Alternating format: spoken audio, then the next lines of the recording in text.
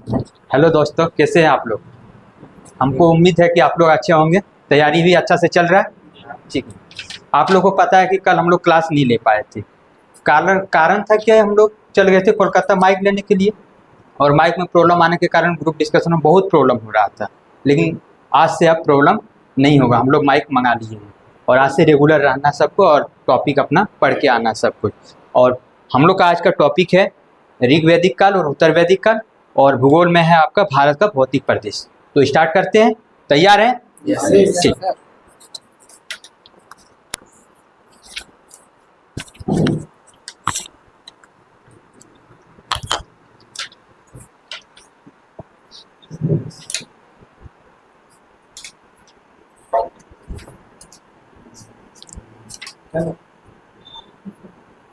चलिए आज हम लोग हिस्ट्री का क्लास स्टार्ट करते हैं। ठीक है। हिस्ट्री में कौन सा सब्जेक्ट है, कौन सा चैप्टर है आज? हाँ ठीक है, ऋग्वैदिक और उत्तर वैदिक। तो क्वेश्चन किया जाए। आप लोग पढ़ के आए हैं? ठीक है। हम लोग कोई नदी के बारे में जानते हैं। ठीक है। आप लोग से हम प्राचीन नाम पूछेंगे, आप लोग को वर्तमान नाम बताना है। ठीक है। ठीक है। विपाशा किसका नाम था? व्यास नदी का। ठीक है। परुष्णी? रावी नदी। Very good. Askni? Chenab. Very good. Vipasha? Vyas. ठीक। सिंधु? सिंधु। ठीक है। आप लोग बताइए, अभी जो वर्तमान में नाम सतलज है, उसका प्राचीनतम नाम क्या था? सतुद्री। Very good. कुंभा नदी कहाँ पर बहती है? कुंभा नदी अफगानिस्तान के काबुल में। ठीक है। ठीक है। अब बताइए, ऋग्वैदिक काल में सर्वाधिक बार किस नदी का उल्लेख किया गया है? सिंधु नदी का। Very good. सर्वाधिक बार सिंधु नदी का उल्लेख किया गया है। ठीक है। सिंधु नदी को और किस नाम से जाना जाता था? हिरण्यानी। ठीक है, हिरण्यानी। ठीक है। अब ऋग्वैदिक काल में दूसरा सर्वाधिक बार किस नदी का उल्लेख किया गया है? सरस्वती नदी का। Very good. जिसको और किस नाम से जाना जाता था? नदीत्मा। नदीत्मा। ठीक है। हाँ, जिसका अर्थ क्या होता है? सर्वश्रेष्ठ नदी। ठीक। Very good. सप्त सिंधु प्रदेश किसे कहा जाता था? ठीक है। देखिए, हाँ, सिंधु एक तो सिंधु हो गया, उसका सहायक नदी 5, टोटल 6, और एक सरस्वती, टोटल 7। और उसका आसपास का क्षेत्र को क्या कहा जाता था? सप्त सिंधु प्रदेश। ठीक है। अब मध्य देश किसे कहा गया? हाँ, हिमालय और विंध्याचल। हिमालय सबसे ऊपर और विंध्याचल के क्षेत्र को क्या कहा गया है? मध्य देश। ठीक है। ब्रह्म ऋषि देश बता सकते हैं किस क्षेत्र को कहा गया? गंगा और यमुना का दोआब क्षेत्र। जैसे कि गंगा ऐसे निकला, यमुना ऐसे निकला, यही दोआब क्षेत्र। इसको क्या कहा गया? हाँ, ब्रह्म ऋषि देश। ठीक है। सदानीरा किस नदी को कहा जाता है? गंडक नदी को सदानीरा के नाम से भी जाना जाता है। ठीक है। सतपथ ब्राह्मण में नर्मदा नदी को किस नाम से जाना जाता था? हाँ, सतपथ ब्राह्मण में रेवेतरा नदी। हाँ, क्या कहा जाता है? रेवेतरा नदी। रेवेतरा नदी किस नदी को कहा जाता है? नर्मदा नदी को। ठीक है। ठीक। ऋग्वैदिक काल में समुद्र का तात्पर्य क्या था? बता सकते हैं आप लोग? किसे कहा जाता था? समुद्र। जलों का जो हाँ, बहुत बड़ा जल क्षेत्र को समुद्र कहा जाता था। ठीक है। ना कि सागर को कहा जाता था। जहां पे भी बड़ा जल क्षेत्र देखा जाता था उसको समुद्र कहा जाता था। ठीक है। ऋग्वेद काल में मरुस्थल क्षेत्र को क्या कहा जाता था? पता है? मरुस्थल क्षेत्र। हाँ, ऋग्वेद काल में मरुस्थल क्षेत्र को क्या कहा जाता था? मरुस्थल क्षेत्र। हाँ, मरुस्थल क्षेत्र। हाँ, ऋग्वेद काल में मरुस्थल क्षेत्र को क्या कहा जाता था? पता है? मरुस्थल क्षेत्र। हाँ, मरुस्थल क्षेत्र। हाँ, ऋग्वेद काल में मरुस्थल क्षेत्र को क्या कहा जाता था? पता है? धनु। धनु, ठीक है। क्या कहा जाता था? याद रखिए, हाँ याद रखिएगा, ऋग्वैदिक काल में धनु किसको कहा जाता था? मरुस्थलीय क्षेत्र को, ठीक है।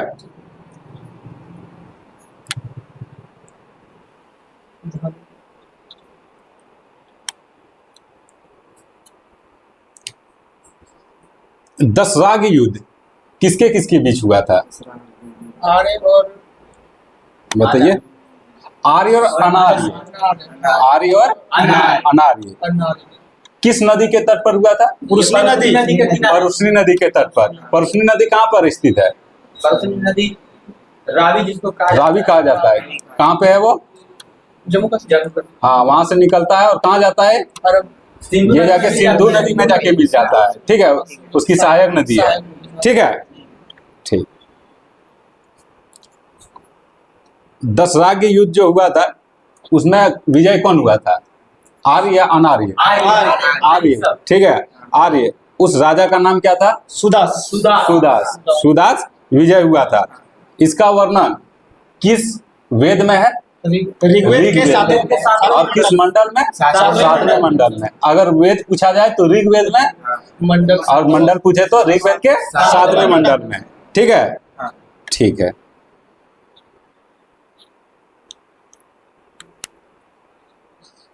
क्या ऋग्वेद में स्त्रियां सभा एवं समिति में भाग लेते थे? जी हाँ, लेते थे। ठीक। ऋग्वेद में स्त्री शिक्षा ग्रहण कर पाता था या नहीं? उत्तर वैदिक काल में नहीं कर पाती थी उस समय। इसका मतलब क्या है कि अच्छा कौन था? ऋग्वेद अच्छा था और डेवलप तो किया, उत्तर वैदिक काल डेवलप तो किया, लेकिन सामाजिक दृष्टि से वो थोड़ा कमजोर हो गया, ठीक है। आजीवन अविवाहित रहने वाली महिला को क्या कहा जाता है? नहीं, अमाजू कहा जाता है, ठीक है। आप क्या बोले? विदुषी का। विदुषी किसको कहा जाता था? किसी को पता है? जो महिला शादी नहीं किया हो और पढ़ा लिखा हो, जैसे कि पुरुष में जैसे ऋषि होता है ना, उसी तरह महिला में विदुषी कहा जाता था, ठीक है। ऋग्वेद में वर्ण व्यवस्था था क्या? हाँ, बता सकते हैं? वर्ण व्यवस्था था ऋग्वेद में? कर्म व्यवस्था। वर्ण व्यवस्था तो था लेकिन कर्म पर था।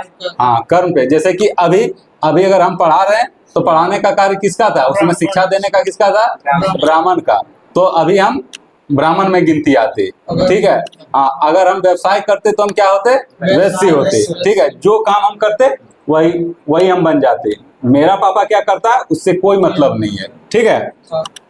लेकिन वही अगर उत्तर वैदिक काल में चल जाते तो जन्म आधारित हो जाता। हम पढ़ा रहे हैं तो हम जो कास्ट में हैं, जो वर्ण में हैं, वही रहेंगे, ठीक है।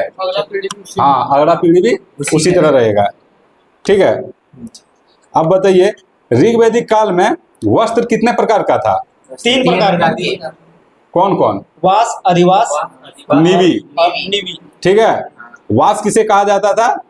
जो मध्य भाग में पहनता था उसको वास कहा जाता। अधिवास किसे कहा जाता था? जो ऊपर से कुछ लेते हैं ना, जैसे ओढ़नी ले ले या फिर चादर ले ले। मध्य मतलब जो ऊपर में पहनते हैं वो, और ऊपर से जो लेते हैं उसको क्या कहा जाता है? अधिवास। और निवि कमर के नीचे जो भी पहनते हैं वो निवि कहलाएगा, ठीक है। ऋग्वैदिक काल में मांसाहारी और शाकाहारी दोनों प्रकार का भोजन प्रचलन था, ठीक है। प्रमुख फसल क्या था ऋग्वैदिक का? जौ, जिसे क्या कहा जाता था? यव कहा जाता था, ठीक है। जौ को क्या कहा जाता था? यव कहा जाता था।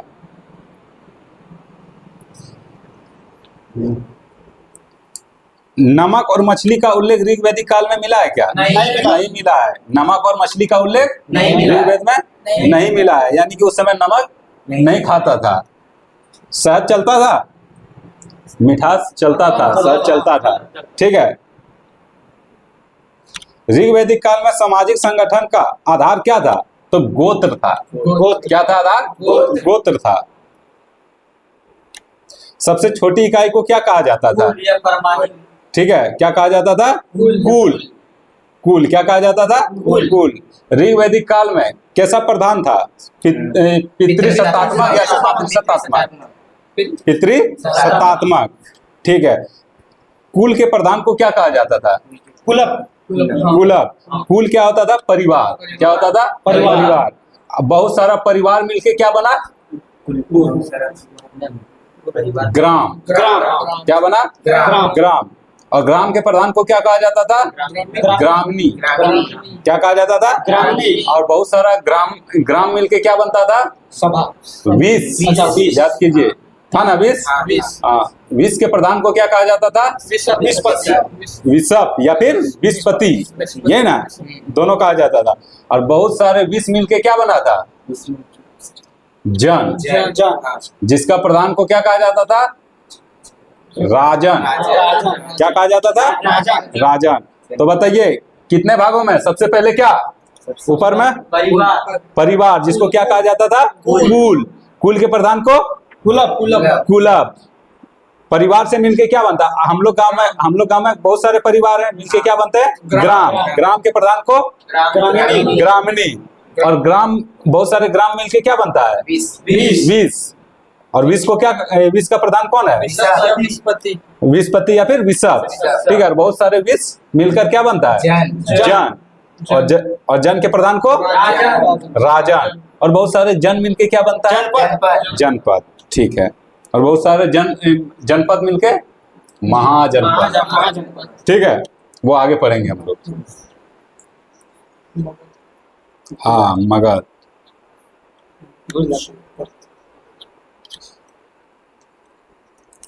ऋग वैदिक काल एक किस प्रकार का सभ्यता था? ग्रामीण था या शहरीय था? कैसा था? यानी कि ये डेवलप किया था, नहीं ना कर पाया। सिंधु घाटी सभ्यता पहले आया, जबकि वो नगरीय था। उसके बाद आया कौन? वैदिक सभ्यता। लेकिन वैदिक सभ्यता थोड़ा सा ग्रामीण में आ गया। ठीक है।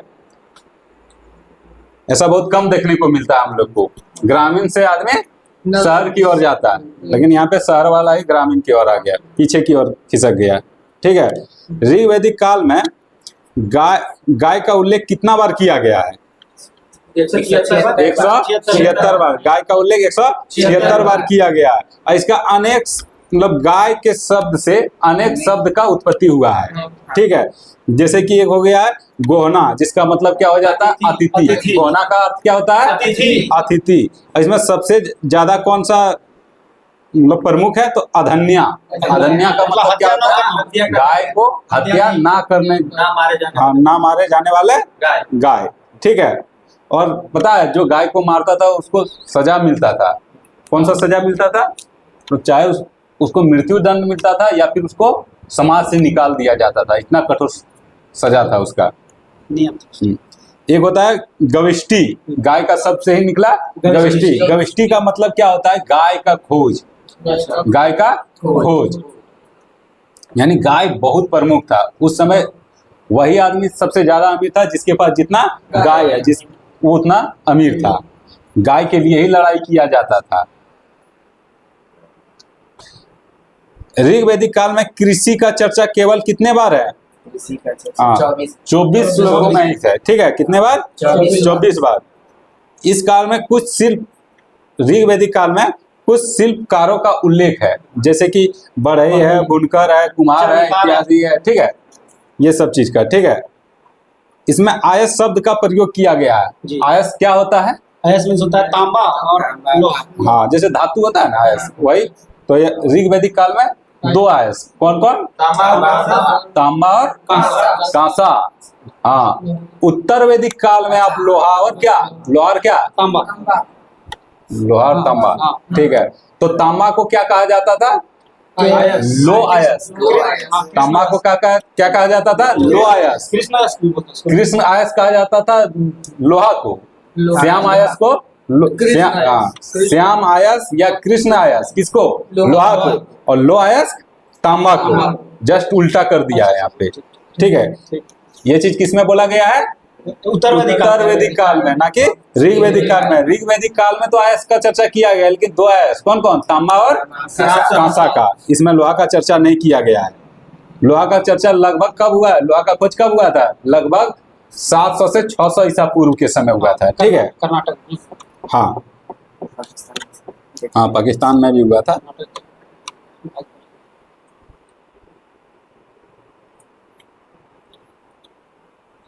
ऋग वैदिक काल में आर्यों का प्रशासन का प्रधान कौन होता था? राजा। कबीले के प्रधान जो होता था ना, वही होता था। ठीक है, वही उसका संचालित करता था। यानी कि आपको तो पहले ही बताया, सबसे अमीर कौन होता था? जिसके पास गाय रहता था। और गाय कबीले का प्रधान कौन होता था? जिसके पास ज्यादा गाय रहेगा वही रहेगा। ठीक है, और वही राजा रहता था वहां का। ठीक है, उसको क्या कहा जाता था? अभी आप लोग बोले, जो उसका प्रधान रहता था या फिर जो राजा रहता था, उसको क्या कहा जाता था? राजन कहा जाता था ना? क्या कहा जाता था? राजन। ठीक है,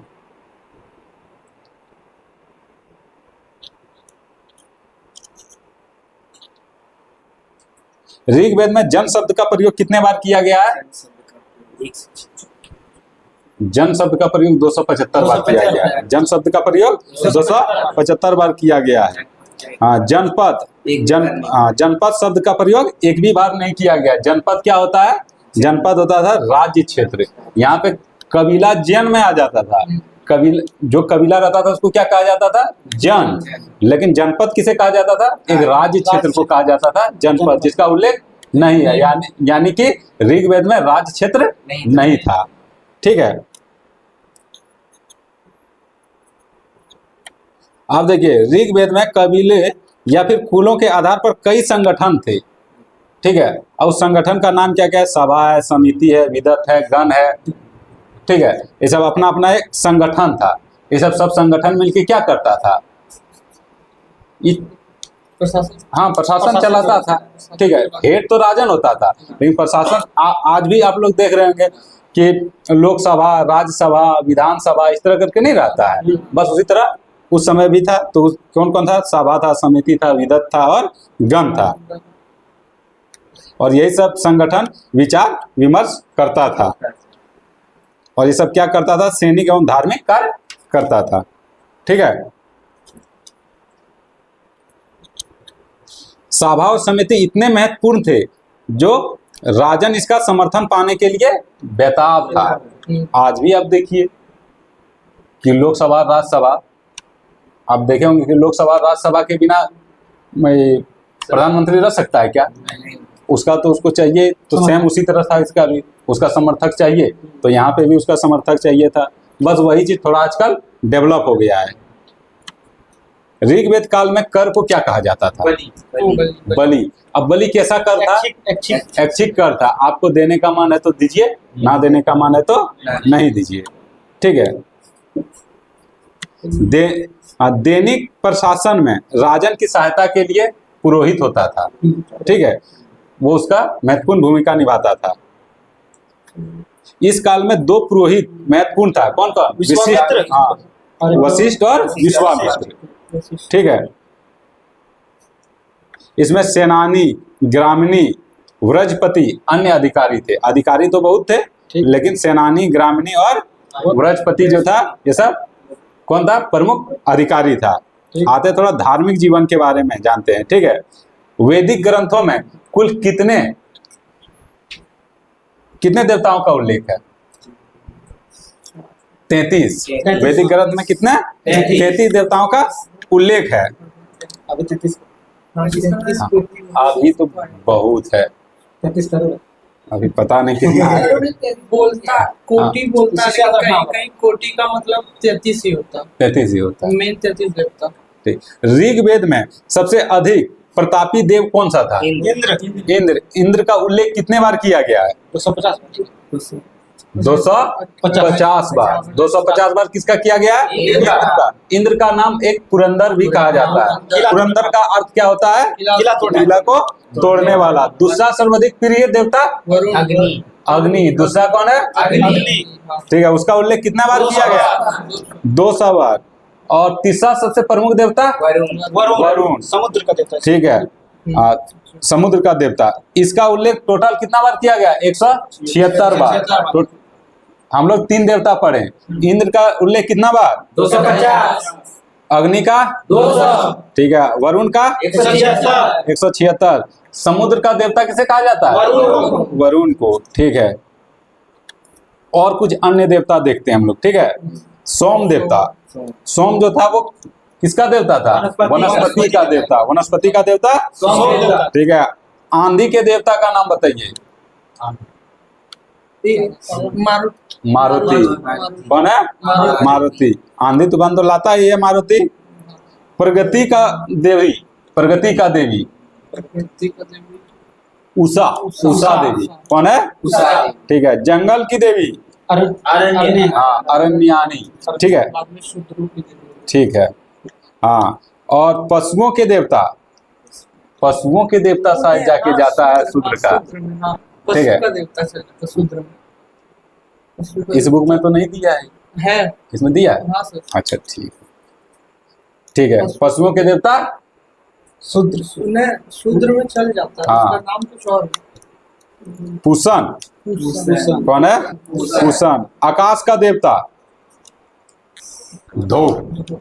कौन है? सबसे प्राचीन देवता है ना। हाँ, जो सबसे प्राचीन देवता है। तो हम लोग ऋग वैदिक काल को समाप्त कर दिए हैं, ठीक है। अब आते हैं उत्तर वैदिक काल। उत्तर वैदिक काल का कार्यकाल कितना है? 1000 से 600 ईसा पूर्व। उत्तर वैदिक काल में आर्यों का भौगोलिक विस्तार के बारे में आप लोग बताइए। भौगोलिक विस्तार का मतलब क्या बताइए? उत्तर में कौन था, दक्षिण में कौन था, पूरब में कौन कहाँ तक था, पश्चिम में कहाँ तक था? कहाँ? उत्तर में अफगानिस्तान कहीं पाइएगा? उत्तर में कश्मीर, उत्तर में हिमालय, उत्तर में हिमालय से लेकर बताइए दक्षिण में विंध्याचल, दक्षिण में विंध्याचल, पश्चिम पश्चिम में अफगानिस्तान, और यहाँ पूर्व में उत्तर बिहार, ठीक है। बताइए फास्ट।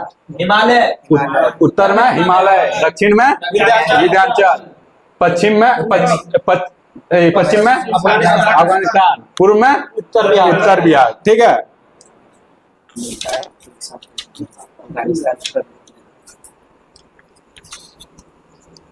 उत्तर वैदिक काल में समाज कितने वर्णों में बट गया? 4 वर्णों में। कौन कौन? ठीक है। क्या ये कर्म पे आधारित था या जन्म पे? उत्तर वैदिक काल में उत्तर में जन्म पे आ गया है, ठीक है।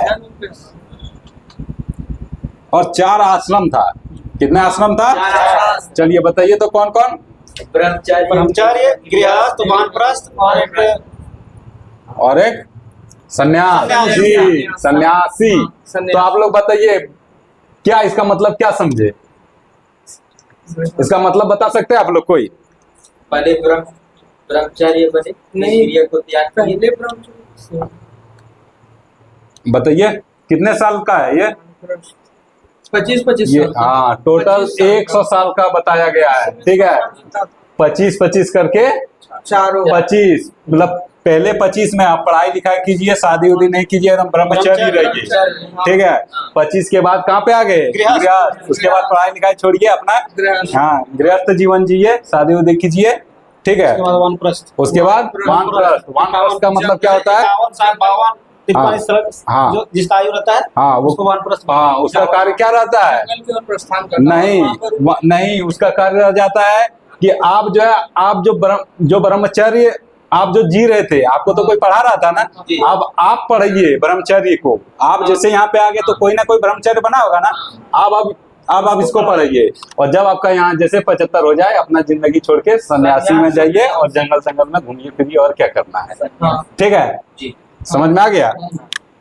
यही था ना सर? हाँ। ठीक है। अच्छा, ठीक है। चलो 25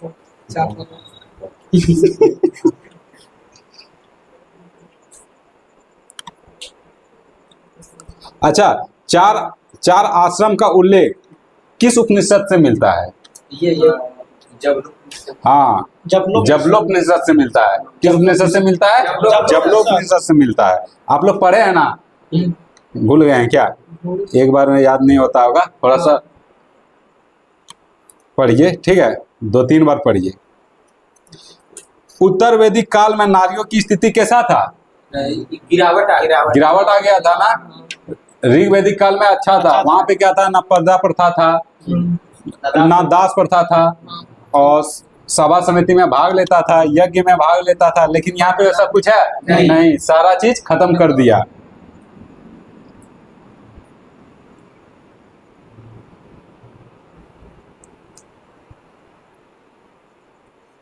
अच्छा बताइए, उत्तर वैदिक काल में उपनयन संस्कार स्त्री का होता था क्या?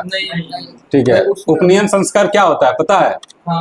जनेऊ जनेऊ क्या होता है? तो पहले जो था ना, ऋग वैदिक काल में महिलाओं का भी जनेऊ होता था, लेकिन यहाँ पे अब नहीं होने लगा। अब अथर्ववेद में कन्या के जन्म का निंदा किया गया है, ठीक है, और सबसे लास्ट में तो अथर्ववेद बना ही है, ठीक है। तो जैसे ही लास्ट गया तो निंदा करने लगा, ठीक है। और ऐतरेय ब्राह्मण में भी कन्या का चिंता का कारण बताया गया है, ठीक है।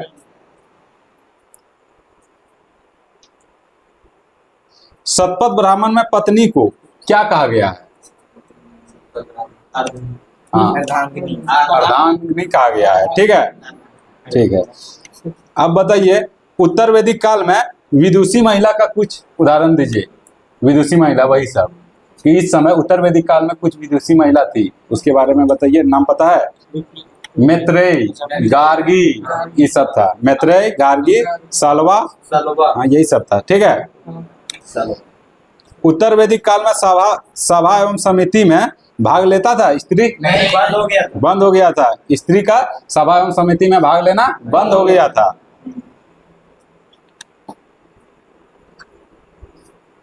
यहां तक दिए है ना। उत्तर वैदिक काल में आर्यों का अर्थव्यवस्था किस पर आधारित था? कृषि या पशुपालन? नहीं, यहाँ पे उत्तर वैदिक काल में सिर्फ कृषि है। कृषि आ गया। ऋग वैदिक काल में क्या था? पशुपालन था।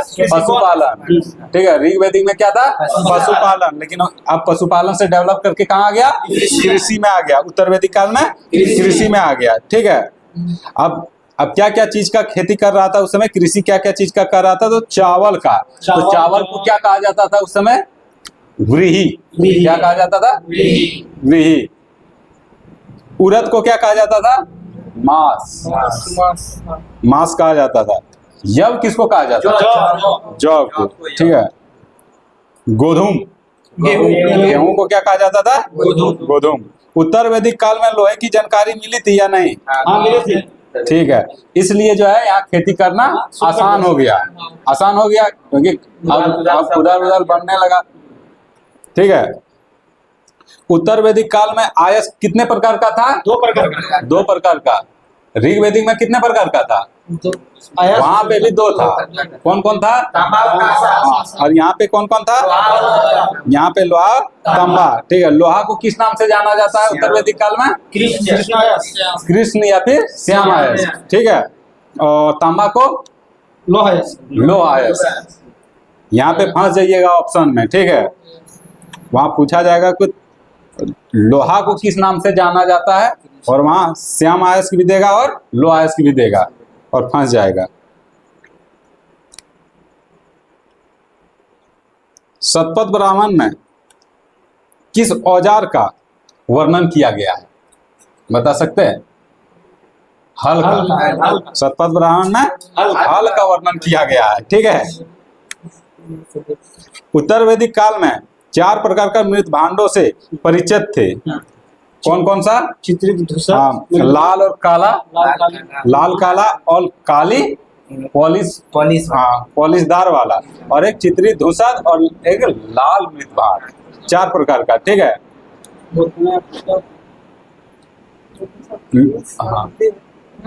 अच्छा, ठीक है। लो सर्वप्रथम कर्नाटक के धरवार में मिला था। कहाँ मिला था?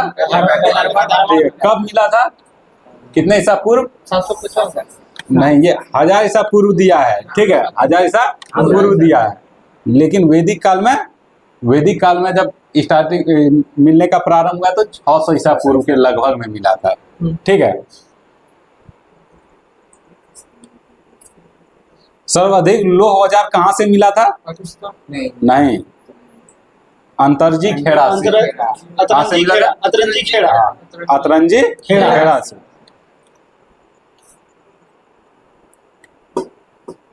अब देख, वैदिक काल में जो अपना जीवन जीता था, अस्थाई जीता था या अस्थाई जीता था? अस्थाई होने लगा। अस्थाई होने लगा। उत्तर वैदिक काल में अस्थाई होने लगा, क्योंकि कृषि करने लगा। जब तक ये सब गाय का मतलब व्यापारी करता था, उस समय क्या होता था कि गाय लेके कहीं पे भी चल गया, अगर यहाँ पे अगर चारा नहीं है तो वहाँ के कहीं पे ले गया, उधर जाके चराने लगा, तो वहीं पे अपना कबीला बना लेता था। लेकिन अब कृषि करने लगा, कृषि तो जमीन पे होने लगा, तो जमीन को कहाँ उठा के लेगेगा, उसको तो उठा के नहीं ले जाने लगा, इसलिए उसको अस्थाई कर दिया गया, ठीक है। अब थोड़ा राजनीतिक जीवन के बारे में देखते हैं, ठीक है। उत्तर वैदिक काल में राजकीय प्रभुत्व सामने आया। क्यों आने लगा? क्योंकि अब जब एक ही जगह सब रहने लगा, जमीन अपना करने लगा, क्योंकि अब कृषि होने लगा तो जमीन तो अपना रखेगा ही रखेगा, इसलिए राजनीतिक जीवन भी बढ़ने लगा। आज भी देख रहे हैं जमीन के चलते कितना राजनीति होता है। कुछ समिति था उस समय, संगठन था। कौन कौन हम लोग संगठन पढ़े थे? सभा, समिति, विदर्भ, और क्या पढ़े थे? सभा, जन नहीं पढ़े थे। हाँ, इसी तरह कुछ पढ़े थे ना एक और। तो इसमें विदर्भ जो था वो लगभग समाप्त हो गया, ठीक है। हाँ, और इसी काल में कबीले ने जनपद का रूप ग्रहण कर लिया, ठीक है। ठीक है। अब कबीला जो था जनपद में, हाँ, जनपद का रूप ग्रहण कर लिया। भारत और पुरु मिलकर पुरु जनपद बना दिया। तो भारत और पुरु जो था, भारत और पुरु क्या था? जन था। और जन मिलके क्या बन गया? जनपद बन गया। और दोनों मिलके क्या बन गया? कुरु जनपद बन गया, ठीक है। और तुर्वस और क्रीवी मिलकर क्या बन गया? पंचाल जनपद। तो दो गो बन गया। भारत और पुरु मिलकर क्या बना? कुरु बन गया। और तुर्वस और क्रीवी मिलकर क्या बना? पंचाल बन गया, ठीक है। उत्तर वैदिक काल में राजाओं को विभिन्न नामों से पुकारा जाता था। उत्तर वैदिक काल में राजाओं को विभिन्न प्रकार के नामों से जाना जाता था। जो उत्तर में कौन सा, मतलब उत्तर में राजा का नाम कुछ और था, दक्षिण में कुछ और था, पश्चिम में कुछ और था, पूर्व में कुछ और था, मध्य में कुछ और था। तो वही आप लोग को बताना है कि उत्तर में राजा को क्या कहा जाता था?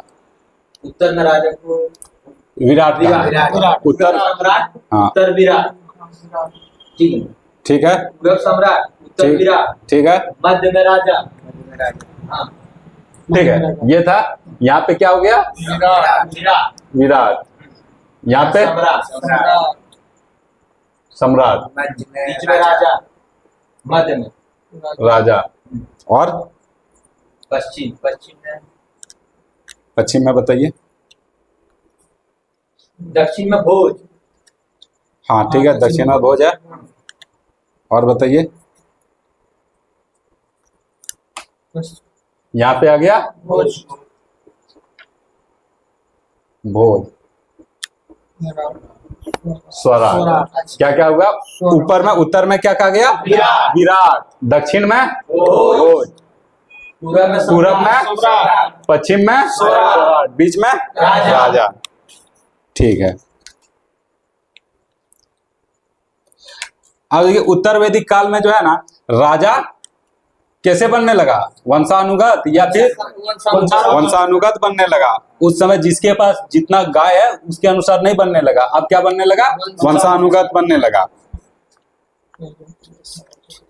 तो राजा कौन बनता था? राजा का बेटा। और कौन सा बेटा? ज्येष्ठ पुत्र बनता था।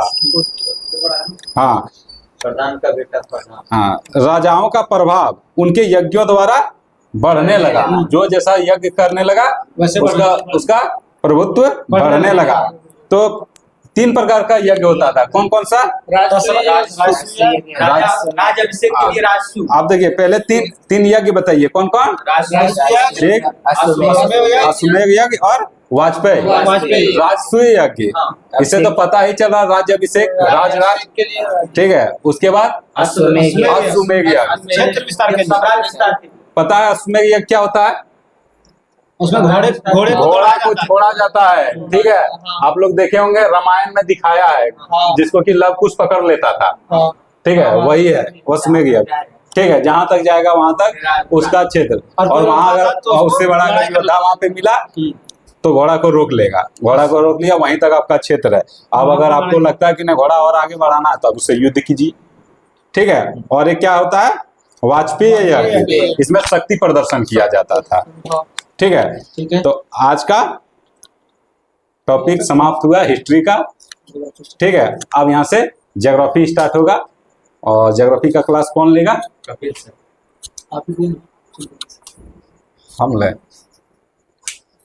कोई दिक्कत है क्या ज्योग्राफी में? अच्छा ठीक है, अगर जहाँ पे दिक्कत होगा पूछिएगा, बताने का प्रयास करेंगे। 181 से स्टार्ट। अच्छे करती नवल सर आप कब से उतरिएगा? हम आ जाएंगे, टॉपिक आए टॉपिक का क्या आना, टॉपिक तो सब आ ही रहा है। तो आ जाते हैं, बोलिए। इसको क्वालिटी में उतारते हैं क्या? हाँ। नहीं कोई दिक्कत नहीं, किसी में दिक्कत नहीं ज्योग्राफी, हाँ रीजनिंग करना है। याद नहीं है, सही बात। ज्योग्राफी, हाँ ज्योग्राफी तो कपिल सर ही लेंगे। आज आप लोग का टेस्ट नहीं होता है, कल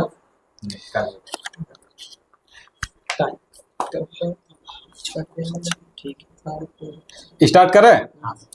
तो हम लोग भारत के भौगोलिक प्रदेश के बारे में जानते हैं, ठीक है।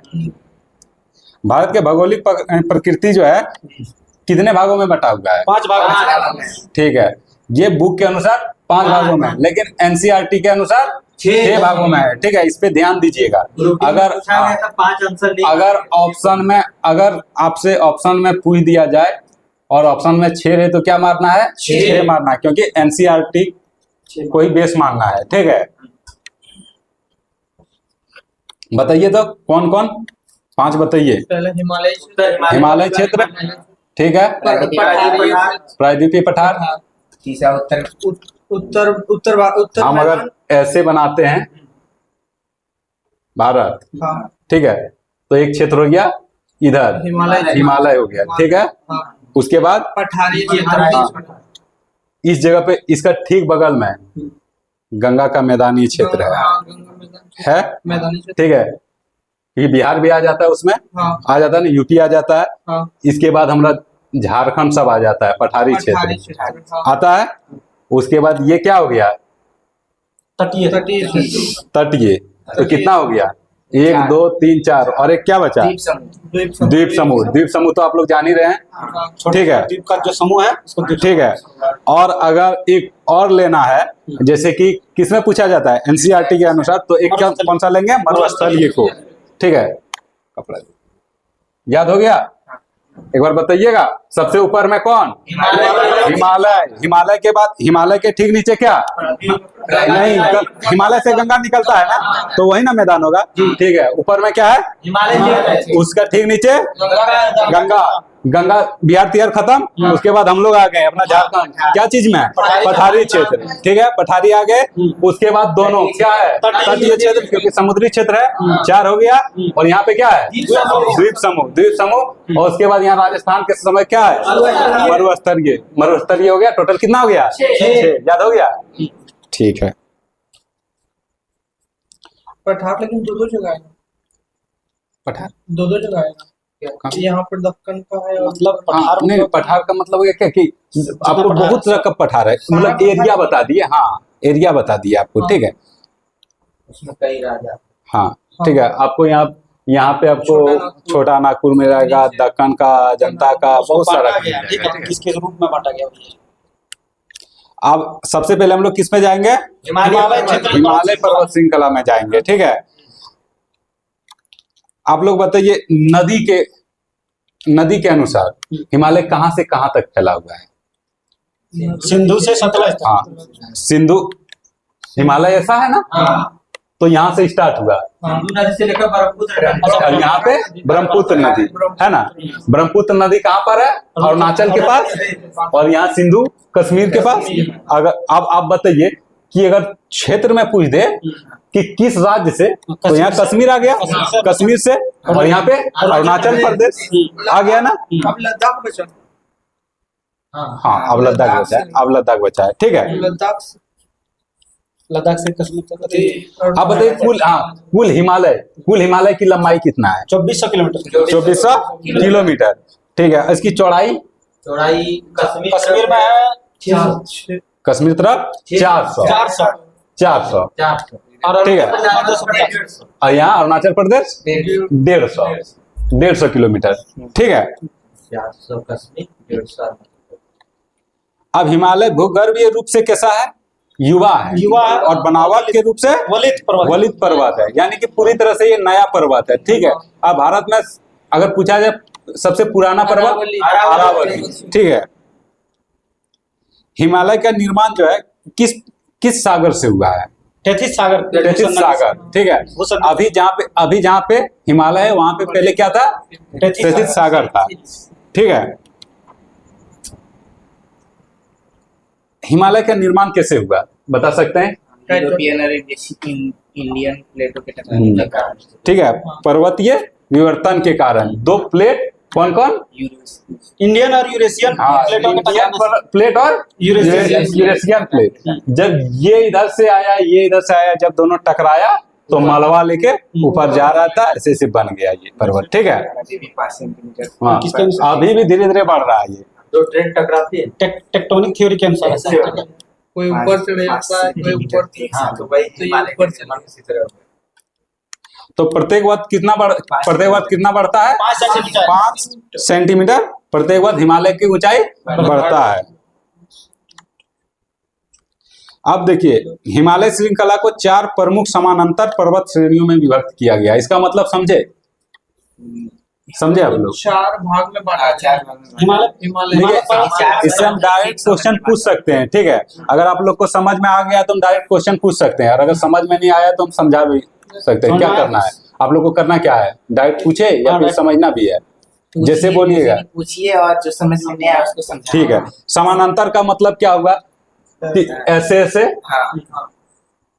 पर्वत चार में, जैसे कि ऐसे पर्वत है ना, एक में, फिर दूसरा में, ऐसे करके तीसरा और चौथा, 4 भागों में पर्वत है। ठीक है, सबसे ऊपर वाले को क्या कहा जाता है? ट्रांस हिमालय।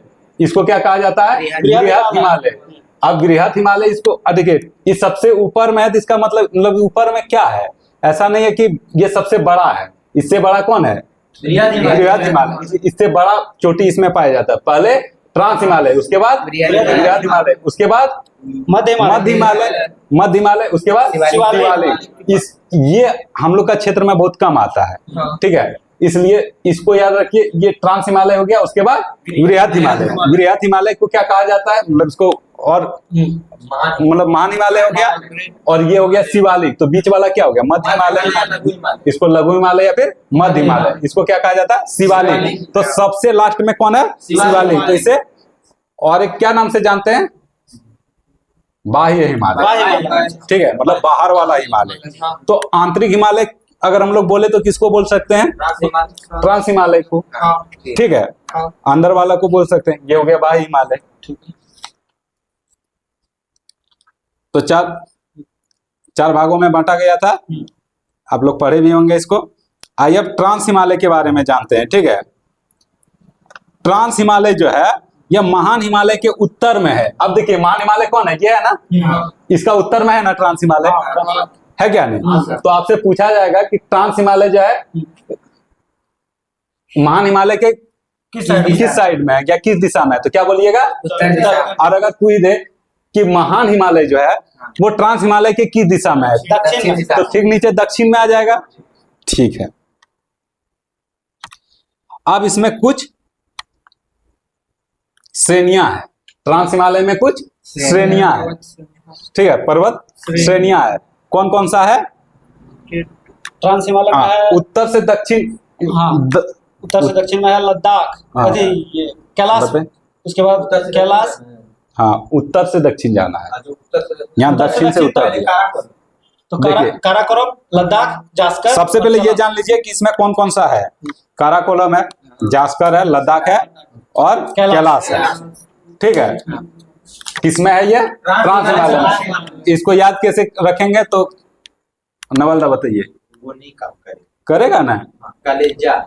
कलेजा के। हाँ। किसका? कलेजा। कलेजा के। याद रखना क्या? कलेजा के। क से काराकोरम, ल से लद्दाख, जैसे जास्कर और कैसे कैलाश। कैलाश। कलेजा के। ठीक है, तो क्या यहाँ पे क्या दिया था आप लोग पढ़े होंगे? दक्षिण से उत्तर की ओर दिया था ना, यानी कि दक्षिण से उत्तर की ओर। लेकिन हम बता दिए आपको उत्तर से दक्षिण की ओर। अगर हमको उत्तर से दक्षिण याद हो जाएगा तो दक्षिण से उत्तर नहीं सजा सकते हैं। तो क्या क्या बोले? कलेजा के। कलेजा के। काराकोरम, लद्दाख, जास्कर, कैलाश। ठीक है, और ये किसका है भाग? ट्रांस हिमालय का। लेकिन अगर आपसे पूछ दिया जाए कि यही क्रम आपको सजाना है, सिर्फ श्रेणी बता दे, चाहे वो इसका रहे या फिर इसका रहे या फिर इसका रहे, उससे कोई लेना नहीं। अभी ट्रांस हिमालय क्या बोला जाए तो कलेजा के, और अगर आपको डायरेक्ट पूछ दे कि श्रेणी बताइए तो कलेजा पे। क्या? कलेजा पे। पे के जगह पे क्या लग जाएगा? पे। यहाँ पे आ जाएगा पीर पंजाल। यहाँ पे काराकोरम, लद्दाख, जास्कर और पीर पंजाल। ठीक है, ये पूछा हुआ क्वेश्चन। ये प्रीवियस में पूछा गया है। ठीक है, ये वाला पूछा है कि नहीं पता नहीं, लेकिन ये वाला पूछा गया है। ठीक है, भारत की सबसे ऊंची चोटी। Godwin Austen. ठीक है, अब भारत में सबसे ऊंची चोटी कंचनजंगा। इसका मतलब समझे? जी सर। क्या समझे? भारत की सबसे ऊंची चोटी K2, जिसको कि गॉडविन ऑस्टिन कहा जाता है। और भारत में सबसे ऊंची चोटी कंचनजंगा। तो दोनों में क्या फर्क है? के मतलब पाकिस्तान, चीन, जिसका भी अधिकार अभी वहाँ है, सब मिला के। अगर भारत में पूछा जाए तो जो एकदम रियल में भारत का है, सिक्किम में कंचनजंगा। लेकिन यहाँ पूछ दिया भारत के, यानी कि भारत तो अपना बोल रहा है कि मेरा वो क्षेत्र है, वहां पे वहीं पे है K2, जिसका ऊंचाई कितना है? 86 मीटर। ठीक है, लेकिन ये भी पाक अधिकृत में आ जाता है। ठीक है, लेकिन अगर भारत में अगर रियल में पूछा जाए तो कौन है? कंचनजंगा। वो कहाँ पर है? सिक्किम में है। ठीक है, यहाँ से 2 क्वेश्चन पूछा जाता है। तो भारत की सबसे ऊंची चोटी भारत के पूछे। ठीक है, जो काराकोरम श्रेणी में है। कहाँ पर है? काराकोरम श्रेणी में है। तो काराकोरम श्रेणी किस पर्वत में है? ट्रांस हिमालय। ट्रांस में है ना? यहाँ पे पढ़े थे ना, 4 श्रेणी पढ़े थे। कौन कौन? ट्रांस हिमालय नहीं, कौन कौन श्रेणी पढ़े थे ट्रांस हिमालय में? कलेजा के। क से काराकोरम, लद्दाख, जास्कर, कैलाश। कैलाश। ठीक है, उसी में से किसका था ये?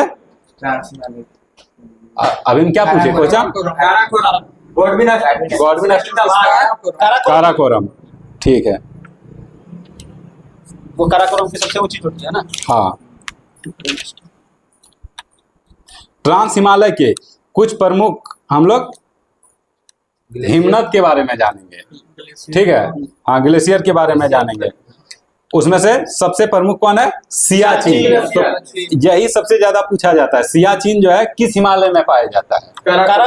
काराकोरम ट्रांस हिमालय में। ठीक है, किस हिमालय में पाया जाता है? ट्रांस हिमालय में, काराकोरम श्रेणी में। ठीक है, लद्दाख श्रृंखला के सर्वोच्च चोटी कौन सा है? लद्दाख श्रृंखला के अभी पहले हम लोग काराकोरम पढ़े, उसके बाद लद्दाख पढ़ेंगे। ठीक है, तो लद्दाख में सबसे क्या बोले? सबसे ऊंची चोटी नहीं, चोटी पूछे तो वो राकापोसी। कौन सा है? राकापोसी, जो सबसे ज्यादा ढाल में है। विश्व में सबसे ज्यादा ढाल किसमें है? राकापोसी में। अब देखिए, हम लोग 4 पर्वत पढ़े, 1 2 3 4, ये हम लोग ट्रांस पढ़ रहे थे। और ये कौन है? वृहत है। ठीक है, अब हमको बोलिए कि इन दोनों को अलग कौन कौन करता है? यहाँ पे एक पर्वत है, एक पर्वत यहाँ है, बीच में तो कुछ होगा ना, उसको कौन? MCT क्या होगा उसका मतलब? वो है वो जो आप बोल रहे हैं ना, वो है, हाँ, वो है बृहद हिमालय और लघु हिमालय के बीच में। यहाँ हिंज लाइन हिंज लाइन। कौन करता है? Hinge line. हिंज लाइन अलग करता है, ठीक है। ठीक है। हिंज लाइन ट्रांस हिमालय और अब हम लोग का ट्रांस हिमालय खत्म हो गया। अब आते हैं वृहद हिमालय। वृहद हिमालय को हिमाद्री भी कहा जाता है और सर्वोच्च हिमालय भी कहा जाता है। सर्वोच्च हिमालय इसलिए कहा जाता है कि सबसे ऊंचा हिमालय यही है। 4 भागों में जो था ना, इसमें जितना ऊंचा ऊंचा पर्वत है उससे ज्यादा ऊंचा ऊंचा पर्वत इसमें है, इसलिए इसको वृहद हिमालय भी कहा जाता है, ठीक है। अब वृहद हिमालय जो है कहां से कहां तक फैला हुआ है? तो कश्मीर के नंगा पर्वत से लेकर, कहां से? कश्मीर में नंगा पर्वत है, कश्मीर के नंगा पर्वत से लेकर अरुणाचल प्रदेश के नामचा बरवा पर्वत तक, ठीक है। ठीक है, इसकी चौड़ाई कितनी है? इसकी चौड़ाई है 25 किलोमीटर। चौड़ाई कितना है? 25 किलोमीटर। और इसकी औसत ऊंचाई कितना है? 6100 मीटर। और लंबाई 25 किलोमीटर लंबाई। हाँ, 25 किलोमीटर, ठीक है। अब हाँ, ये जो पर्वत है कौन? वृहद हिमालय। वृहद हिमालय की चौड़ाई कितनी है? जैसे इस अगर लंबाई इस तरह कहां तक गया है तो 2500 किलोमीटर। अब पर्वत तो ऐसे सिर्फ लंबा तो गया नहीं, चौड़ा भी होगा, तो चौड़ा कितना है? 25 किलोमीटर। अब इसमें जो पर्वत है इसकी ऊंचाई भी तो होगा औसतन, तो कितना है? 6100 मीटर। किलोमीटर नहीं, 6100 मीटर, ठीक है। अब आते हैं महान हिमालय में कुछ दर्रा के बारे में जानते हैं, ठीक है, कि वृहद हिमालय में कौन कौन सा दर्रा है। दर्रा जानते हैं आप लोग क्या होता है? 2 पर्वतों के बीच जो छोटा रास्ता होता है उसको दर्रा कहते हैं। दर्रा कहा जाता है, ठीक है। तो कौन कौन सा दर्रा है? उसको पास बोलते हैं इसमें। कश्मीर में 2, कौन कौन है? बुर्जिल और बनिहाल। नहीं, जोजिला। बुर्जिल और जोजिला। बनिहाल तो कश्मीर में है, लेकिन वो वो वृहद में नहीं है, वो लद्दाख। हाँ नहीं, लद्दाख हिमालय कहाँ है? वो तो श्रेणी है। अच्छा। हिमालय तो 4 ही है। कौन कौन? ट्रांस हिमालय, वृहद हिमालय, लघु हिमालय, शिवालिक, ठीक है। तो कश्मीर वृहद हिमालय में कौन कौन सा है? बुर्जिल, जोजिला। पहले ये देख लेते कि वृहद हिमालय में कौन कौन सा है। तो बुर्जिल है, जोजिला है, बारालाचा है, शिव किला है। कौन कौन है? बारालाचा और शिव किला, ठीक है। उसके बाद उत्तराखंड में है नीति और लिपू लेक। नीति और लिपू लेक। माना भी वही है ना? हाँ, माना भी वहीं पे है, लेकिन इसमें नहीं है। इसमें नहीं है, अच्छा, ये वृहद में नहीं है, ठीक है। नाथुला जलेपला, नाथुला जलेपला, हाँ। बोमडिला और बुमला। अब याद कराते हैं, ठीक है। कश्मीर में है बुर्जिल और जोजिला। कौन कौन है? बुर्जिल और जोजिला। कहाँ पर है दोनों? कश्मीर में। कश्मीर में। अब बारालाचा और शिव किला, इसको एक साथ में याद रखिए। बारालाचा और शिव किला, बारालाचा और शिव किला। हिमाचल से याद रखिएगा क्या? हिमालय। हिमाचल से याद रखिएगा हिमालय। हिमालय में बर्फ रहता है, ठीक है, और वहां पे स्लिप कर जाते हैं। क्या कर जाते हैं? स्लिप कर जाते हैं, इसलिए शिव किला कहाँ? हिमाचल में। एक ही साथ याद रखिएगा, बारालाचा और शिव किला कहाँ पर है? हिमालय, ठीक है, हिमाचल में है। अब आते हैं उत्तराखंड। यहाँ पर नीति और लिपू लेक। कौन कौन? नीति और लिपू लेक, ठीक है। नाथुला जेपले, नाथुला जलेपला कहाँ पर है? सिक्किम में। नाथुला और जलेपला सिक्किम में है। और अरुणाचल प्रदेश में बोमडिला और बुमला। इसको थोड़ा सा याद करना पड़ेगा, आप लोग को याद कर लीजिएगा, ठीक है। अब हिमालय की सर्वोच्च चोटी किस हिमालय में है? वृहद हिमालय। वृहद हिमालय। अभी हम बताए थे कि उसमें जितना भी बड़ा बड़ा चोटी है सब उसी में है। तो आप बताए हिमालय की सर्वोच्च चोटी कौन सा है? Mount Everest. माउंट एवरेस्ट, जिसकी ऊंचाई कितना है? 8848। कितना है? 8848। ठीक है, कितना है? 848 मीटर, ठीक है। वो करंट में आ जाता है, यहाँ हिस्ट्री पढ़ रहे हैं हम लोग, ठीक है। करंट में हिमालय। और हाँ, करंट में आप हिमालय का देखिएगा तो करंट में अगर पूछेगा तो आपको सत्यापित कर दिया गया। थोड़ा सा बढ़ता है, उसको नाप लेता है। हाँ, बोला गया तो कि हर साल कितना बढ़ता है? 5 बढ़ता ही है, वो तो पहले दिख गया। माउंट एवरेस्ट को तिब्बत भाषा में क्या कहा जाता है? बताइए। चोमोलुंगमा। ले ऑप्शन रहेगा तो मार दीजिएगा। चोमोलुंगमा। और नेपाल में क्या कहा जाता है इसको? सागर माथा। ठीक है। अब कुछ हम लोग प्रमुख हिमालय की प्रमुख शिखर देखते हैं। ठीक है। आप लोग को बताना है कि कौन सा शिखर जो है किस देश में है या फिर किस राज्य में है। ठीक है। माउंट एवरेस्ट कहाँ पर है? नेपाल में। नेपाल में। कंचनजंगा अभी आप लोग को बताए थे भारत में कहाँ पे? हाँ, भारत के सिक्किम में। भारत अब सही बोले, लेकिन कहाँ पर? अगर और डीप में पूछे तो भारत का सिक्किम में पूछा। ठीक है, बोलना है। मकालू। मकालू कहाँ पर है? नेपाल में। मकालू नेपाल में। धौलागिरी। नेपाल। हाँ, धौलागिरी भी नेपाल में। नंगा पर्वत कहाँ पर? अभी बोले थे कि इधर यहाँ नहीं जी, नंगा पर्वत यहाँ पे नहीं था। कश्मीर से लेकर नामचा वर्मा तक, नंगा पर्वत से लेकर अरुणाचल प्रदेश। ठीक है। अन्नपूर्णा कहाँ पर है? नहीं, नेपाल में है। कहाँ पर है? नेपाल में। हाँ, नाम पे मत जाइए। ठीक है, नेपाल में। ऐसे भी बहुत ऐसा नाम है ना जो नेपाल में है। ठीक है। आप बताइए कंचनजंगा कहाँ पर है? सिक्किम। मकालू नेपाल। नेपाल। ठीक है। धौलागिरी धौलागिरी नंगा पर्वत भारत के कहाँ? कश्मीर। अन्नपूर्णा नेपाल। ठीक है। नंदा देवी ये अपना भारत में है। ठीक है। नंगा और नंदा दोनों का दोनों भारत में ही है। क्या वो? नंदा देवी। नामचा वर्मा अरुणाचल प्रदेश भारत में। नामचा वर्मा। ठीक है। क्या बोले?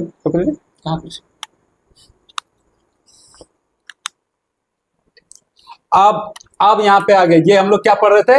वृहद हिमालय। वृहद हिमालय के बाद क्या आएगा? मध्य हिमालय। ठीक है। आप बताइए वृहद हिमालय लघु हिमालय को अलग करने वाले का नाम क्या है? MCT। बताइए तो फुल फॉर्म। वही तो भूल गया।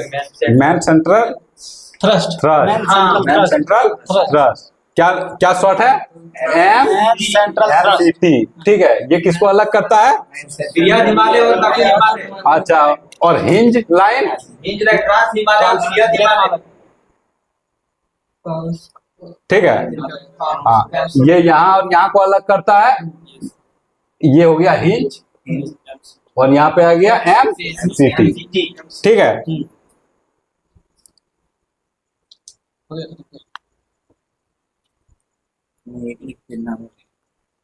अच्छा, यहीं तक करते हैं। ठीक है, क्योंकि टाइम हो गया 8:30 तक करेंगे। ठीक है।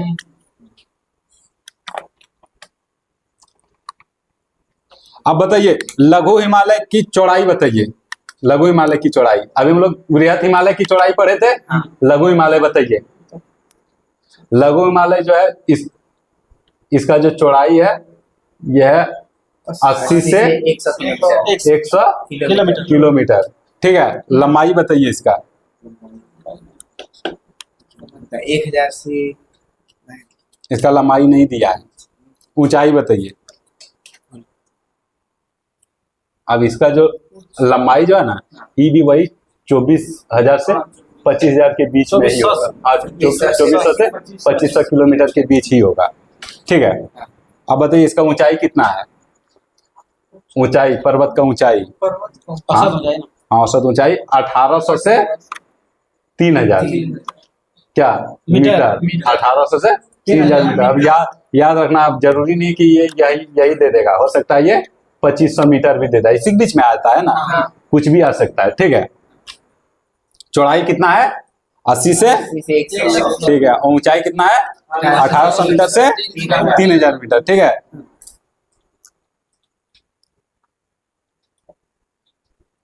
लघु हिमालय की सबसे लंबी श्रृंखला का नाम बताइए।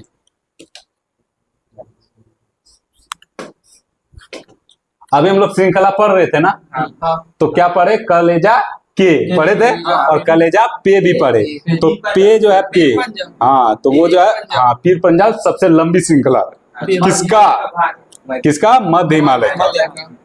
ठीक है। अब पूछा जाएगा कि पीर पंजाल जो है किस हिमालय का भाग है, तो क्या बताना है? तो लघु हिमालय मारना है, ना कि महान हिमालय, रियल हिमालय। पहले पढ़े हम लोग वृहत हिमालय, क्या यहाँ पे था क्या पीर पंजाल? उसके बाद क्या पढ़े? वृहत हिमालय। ट्रांस हिमालय पढ़ के खत्म कर दिए, फिर वृहत यहाँ पे था नहीं। लेकिन यहाँ पे आया। तो ये कौन है? लघु है ना, लघु में। पीर पंजाल किस में है? लघु में। ठीक है, अब इसका कुछ श्रृंखला बताते हैं। लघु हिमालय में भी कुछ श्रृंखला है, हम लोग ट्रांस हिमालय में भी पढ़े कुछ श्रृंखला। अब लघु हिमालय में कौन कौन है? पीर पंजाल है, धौलाधार श्रेणी है और महाभारत है। महाभारत श्रेणी है एक। ठीक है, क्या क्या हुआ? एक पीर पंजाल तो हम लोग पहले ही पढ़ लिए, पीर पंजाल तो पहले ही पढ़ लिए, अभी महाभारत तो याद ही रह जाएगा, एक धौलाधार बचा है। तो तीन पढ़े हम लोग। किसमें? लघु हिमालय। लघु हिमालय में 3। सबसे ऊपर में कौन? पीर पंजाल। पीर पंजाल सबसे नीचे महाभारत और बीच में धौलाधार। 3 हो गया याद? जी सर। ठीक है, अब यहाँ पे कुछ घूमने का जगह है, पर्वतीय नगर है। कहाँ पर? लघु हिमालय में, जहाँ लगभग सब गर्मी में जाता है। जैसे आप बताइए। डलहौजी, धर्मशाला, नैनीताल, रानीखेत, मसूरी, उसके बाद दार्जिलिंग, सब किसमें है? लघु हिमालय में। मतलब लगभग जितना भी घूमने जाता है सब लघु हिमालय में ही जाता है।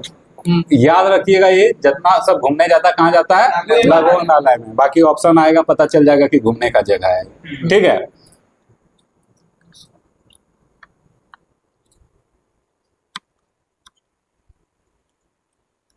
क्या तो इतना ही रखते हैं आज? ठीक है, टाइम बहुत ज्यादा हो गया। अब कुछ आज का क्यूज यहाँ समाप्त हुआ। तो कैसा लगा आज का क्यूज? अच्छा लगा। चलिए, तो ऑनलाइन वाला भी बता देना चाहते हैं कि आप लोग भी अपना कमेंट में बताइएगा कि कैसा लगा क्यूज और कैसा चल रहा है और क्या कमियां आ रही है। ये जो भी आ रहा है सुधारने का पूरा कोशिश करूँगा और जहाँ तक होगा इससे आगे बढ़ाने का आप लोग भी कोशिश कीजिए। जितना से जितना ज़्यादा से ज़्यादा आप लोग लाइक एंड सब्सक्राइब करा सकते हैं उतना हम आप ही लोग के लिए फ़ायदा होगा। और कल का टॉपिक कुछ दिया जा रहा है, जैसे कि इतिहास में उत्तर वैदिक काल, धार्मिक जीवन से पूरा कंप्लीट तक, और भूगोल में है आपका भौतिक प्रदेश पूरा कंप्लीट। तो कल पढ़ के आइएगा। और टॉपिक आपको जान ही रहे हैं कहाँ मिलेगा टॉपिक? टेलीग्राम चैनल, ठीक ना? टेलीग्राम चैनल पर जाना है, वहाँ सारा टॉपिक अभी 10 बजे रात तक आपको मिल जाएगा और वो पढ़ के आना है आप लोग को। और जिसका लिंक जो है वीडियो का डिस्क्रिप्शन में दे दिया गया है। ठीक, थैंक यू, धन्यवाद। कल मिलते हैं फिर 7 बजे।